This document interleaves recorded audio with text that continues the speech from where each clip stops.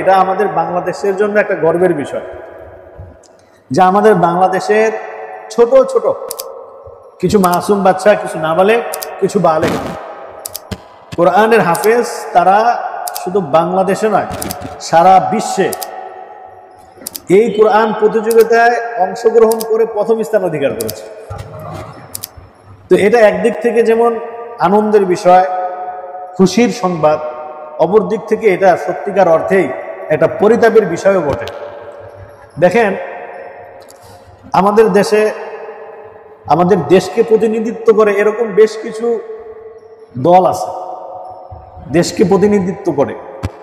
তার মধ্যে একটা হচ্ছে খেলোয়াড় আছে না, আমাদের দেশে অনেক রকমের খেলোয়াড় আছে, ক্রিকেট খেলোয়াড় আছে, ফুটবল খেলোয়াড় আছে, এরপরে হচ্ছে দাবা খেলে, এগুলো কিন্তু আন্তর্জাতিক প্রতিযোগিতা হয় দাবা। তারপরে হচ্ছে যে স্পোর্টসের মধ্যে যারা আছে, সাঁতার, এরপরে হচ্ছে আপনার এই শুট করে যারা শুটার, এরকম বিভিন্ন খেলোয়াড় আছে যারা বিভিন্ন বিশ্বমঞ্চে গিয়ে তারা বাংলাদেশের প্রতিনিধিত্ব করে, বিশ্বমঞ্চে বাংলাদেশের নামকে ফুটিয়ে তোলে। তো দেখেন, আমাদের যতগুলো ইভেন্ট আছে বাংলাদেশ থেকে বিশ্বমঞ্চে আমাদের কোনো দল, কোনো খেলোয়াড় বলতে পারবেন আপনারা যে বিশ্বের সেরা হয়ে, চ্যাম্পিয়ন হয়ে বাংলাদেশে ফিরে আছে? উল্লেখযোগ্য যে দলগুলো, ক্রিকেট, ফুটবল, যে ফুটবল টিম বিশ্ব চ্যাম্পিয়ন হয়ে বাংলাদেশ ফিরে আসে, এরকম নজির আছে কিনা? নাই। ক্রিকেট টিম ওয়ার্ল্ড কাপ জিতে তারপর বাংলাদেশে আসছে, অথবা বাংলাদেশেই ওয়ার্ল্ড কাপের আয়োজন হয়েছে, বাংলাদেশে খেলোয়াড়রা বা বাংলাদেশ টিম ওয়ার্ল্ড কাপ জিতেছে, এরকম নজির এখনো পর্যন্ত হয় নাই। এরপরও যদি ধরেন মোটামুটিভাবে 4-5টা দলকে হারায়া যদি দেশে আসতে পারে, সরকারিভাবে কি দেওয়া হয়? তাদের যত রকমের সুযোগ সুবিধা, ফ্ল্যাট, গাড়ি, বেতন বৃদ্ধি, ভাতা, আনুষঙ্গিক যা আছে এগুলো দেওয়া হয়।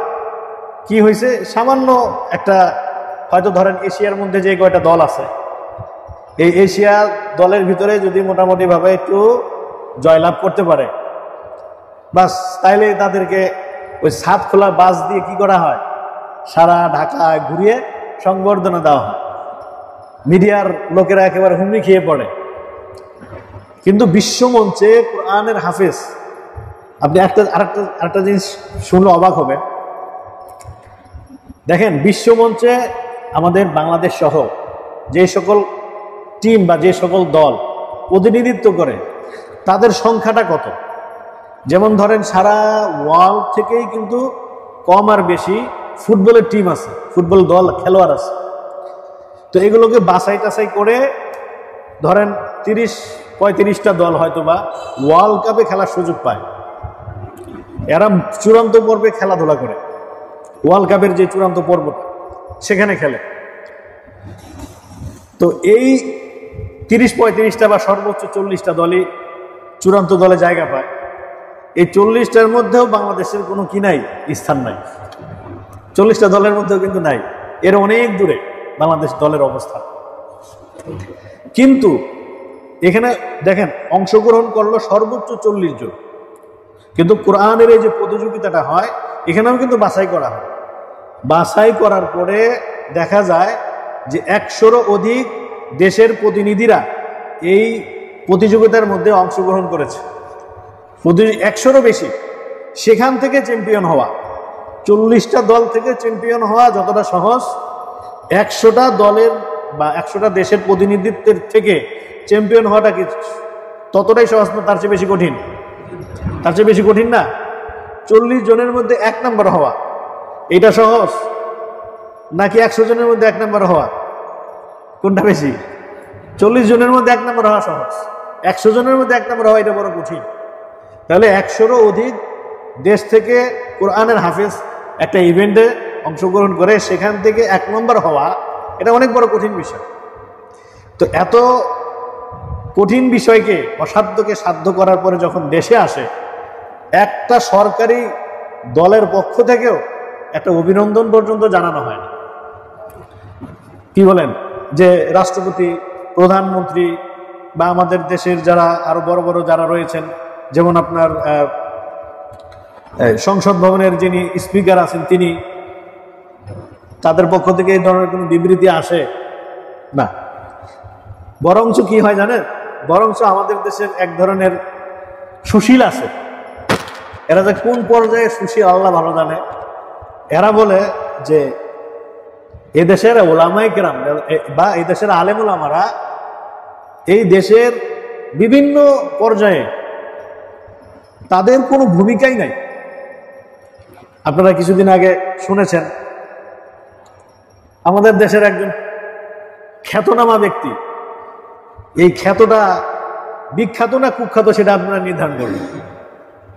আমি শুধু খ্যাতনামা ব্যক্তি বললাম, তিনি একটা লিস্ট করছে, প্রায় 100-এরও অধিক আলেমদের নাম লিস্ট করছে।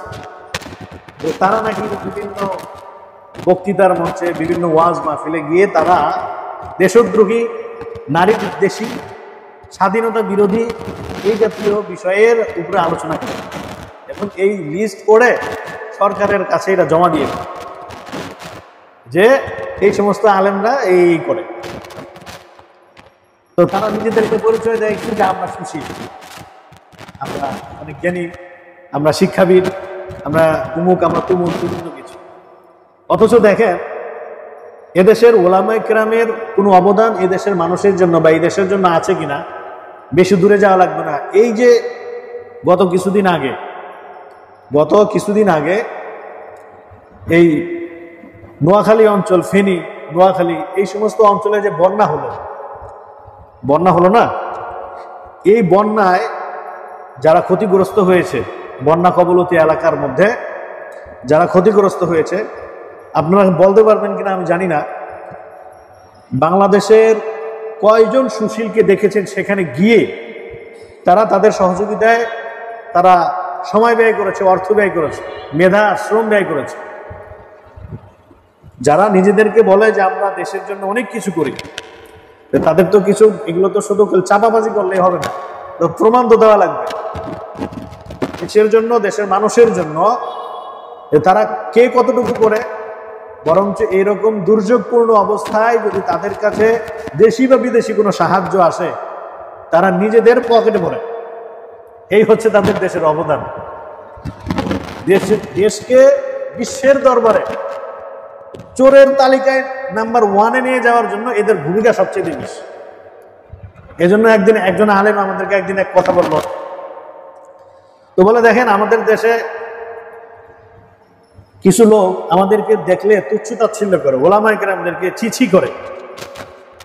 তো আলহামদুলিল্লাহ আমরা যখন দেশকে পেরিয়ে দেশের বাহিরে যখন আমরা যাই, তো দেশের বাহিরে গেলে কি হয় জানেন, আমরা যখন পরিচয় দিই যা আনা বাংলাদেশিও, আমি একজন বাংলাদেশি, তো তখন আমাদেরকে মানুষ সালাম দেয়, শ্রদ্ধা করে, হ্যান্ডশেক করে আমাদেরকে বুকে টেনে নেয়। কেন? যে আমাদের দেশের কোরআনের হাফিজরা নাম্বার 1, এই জন্য আমাদেরকে দেখলে সম্মান করে, শ্রদ্ধা করে, কারণ আমরা এই সেক্টরে আছি। আর যারা প্যান্ট শার্ট টাই পরা দেশের খুব বড় বড় ভাবসাব নিয়ে চলে, দেশের বাহিরে যখন যায়, তো তখন এদেরকে দেখলে চিনে যে এরা চোর। দেশের অর্থ লুট কইরা এই সুইস ব্যাংক, তারপর আন্তর্জাতিক বিভিন্ন ব্যাংকগুলোর মধ্যে এরা সবচেয়ে বেশি টাকা লুট কইরা দেশের দুর্নীতি কইরা এদের সবচেয়ে বেশি টাকা আছে এদের নামে অ্যাকাউন্ট করে, হয় এদের নামে আছে না এদের আত্মীয় স্বজনের নামে আছে। তো এদেরকে দেখলে মনে করেন যে হয়তো হাই হ্যালো করে, কিন্তু অন্তর থেকে ঘৃণা করে, কারণ তারা তাদের দেশের টাকা লুট করে অন্য দেশের ব্যাংকে রাখে। বুঝছেন তো বিষয়গুলো? সুইস ব্যাংক এটা কোন দেশে? সুইজারল্যান্ডে। আচ্ছা, সুইজারল্যান্ডের এমপি মন্ত্রীরা টাকা লুট করে বাংলাদেশে রাখছে, এরকম একটা নজির আছে? তো বাংলাদেশের যারা বিভিন্ন ঊর্ধ্বতন কর্মকর্তা আছে, তারা বাংলাদেশের টাকা লুট করে সুইজারল্যান্ডে গিয়ে রাখছে। আচ্ছা, তাদের কাছে যে টাকা রাখছে সেটা ঠিক আছে, তাদের ব্যাংকে টাকা রাখা হয়েছে, তারা কিভাবে, এটা কি বুঝে না?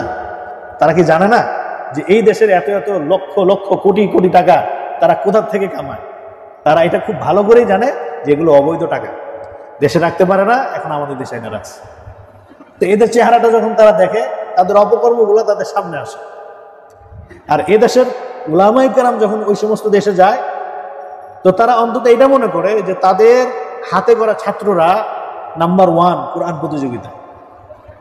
তো অন্তত যাই হোক আর নাই হোক, অন্তত তাদের জন্য কি করে, মন থেকে একটা সম্মান, শ্রদ্ধা, ভক্তি চলে আসে। তো দেখেন, এই হচ্ছে আমাদের দেশের কি সুশীলদের অবস্থা। এদের কিন্তু এরা দেশের মধ্যে খালি হামতাম করে, বিদেশে যখন যায় এরা চোরের মতন থাকে। এদের প্রকৃতপক্ষে এদেরকে রেসপেক্ট করার মতো মানুষ খুঁজে পাওয়া খুব মুশকিল। ওই যে কথা থেকে বললাম যে এদেশের উলামায়ে কেরামদের এই দেশের জন্য, এই দেশের জনগণের জন্য কোনো অবদান আছে কিনা? অবশ্যই আছে। স্বাধীনতার পূর্ব থেকেই আছে, এটা অনেকে এই ইতিহাসটা জানে না।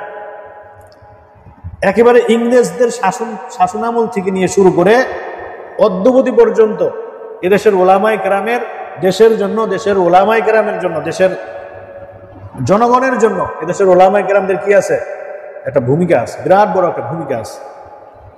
তো যে কথা থেকে বলছিলাম যে এদেশের কোরআনের হাফেজরা, খুদে খুদে বাচ্চারা দেশের বাহির থেকে যখন দেশের সম্মান বয়ে আনে, যখন দেশের নাম বলা হয়, দেখেন একটা যখন বড় বড় ইভেন্টগুলোতে, আন্তর্জাতিক ইভেন্টগুলোতে যখন কোনো প্রতিযোগিতা হয়, তখন শুধু ব্যক্তির নাম বলা হয়, ব্যক্তির নামের সাথে কি বলা হয়, দেশের নাম বলা হয়। এবং যখন ওই প্রতিযোগিতায় অংশগ্রহণ করে, দেখবেন যে সেখানে বাংলাদেশের যে ফ্ল্যাগ, পতাকা, সেই পতাকাকে কি করা হয়, উন্মোচন করা হয়। তো আমাদের দেশের এটা একটা বড় দুর্ভাগ্যের বিষয়, এদেশের মানুষের একটা দুর্ভাগ্যের বিষয় হলো যে এদেশের যে কোনো ইভেন্ট থেকে যখন বিশ্বমঞ্চে আমাদের এই দেশকে উজ্জ্বল করবে, দেশের নাম উজ্জ্বল করবে, এদেশের পতাকাকে বিশ্বে মঞ্চে তুলে ধরবে, এবং বিশ্ব থেকে যখন কোনো এরকমভাবে প্রথম স্থান অধিকারী, বিশ্বজয়ী কোনো একটা খেতাব নিয়ে যখন এদেশে আসবে, তো বিশেষ করে কোরআনের হাফেজ যারা, তাদেরকে একটা সংবর্ধনাও দেওয়া হয় না। সরকারি সুযোগ সুবিধা দূরে থাক, এরকম একজন দুইজন নয়, এরকম শত শত কোরআনের হাফেজ আছে বাংলাদেশে, শত শত কোরআনের হাফেজ আছে। কেউ এই কথা বলতে পারবে না যে একজন কোরআনের হাফেজকে বসুন্ধরার মতো জায়গাতে, গুলশান বনানীর মতো জায়গাতে একটা ফ্ল্যাট দেওয়া হয়েছে। কেন? দেশে বিশ্বমঞ্চে বাংলাদেশের সুনাম খ্যাতি অর্জন করে এসছে। নাই, এগুলো তো নাই। বরঞ্চ এটাও বলতে পারবে না সরকারি পর্যায়ের কোনো লোক, রাষ্ট্রীয় পর্যায়ের কোনো লোক, কি যে তাদেরকে একটা সংবর্ধনা দিচ্ছে, ছাদ খোলা বাসে তাদেরকে সংবর্ধনা দেওয়া হয়েছে। এটাও নাই, এটাও নাই। তো যাই হোক, এগুলো দুর্ভাগ্যের বিষয়।